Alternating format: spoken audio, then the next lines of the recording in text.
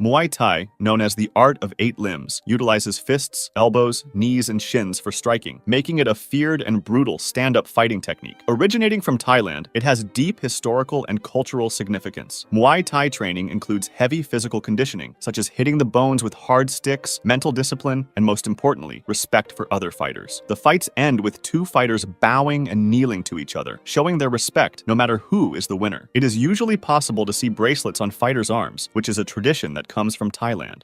Judo.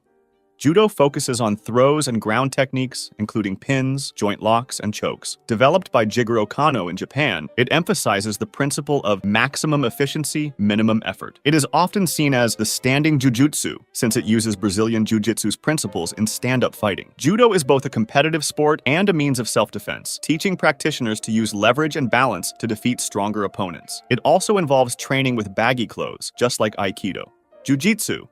Jiu-jitsu focuses on close combat, unarmed or with a minor weapon, and its core philosophy is to manipulate the opponent's force against themselves, rather than confronting it with one's own force. For this reason, its name means yielding art. It was developed to combat the samurai of feudal Japan, since there was a need to fight against armed and armored opponents without having weapons or just using short ones. Since striking against an armored opponent is ineffective, they noticed that the most effective way of neutralizing an armored enemy is through pins, joint locks, and throws, just like in judo, but using the attacker's energy against himself instead of directly opposing it. Jiu-jitsu students are sometimes taught potentially fatal or crippling moves, such as joint-locking throws and break-falling skills, to allow them to practice dangerous throws more safely in non-competitive settings. Judo actually comes from jiu-jitsu, Brazilian jiu-jitsu.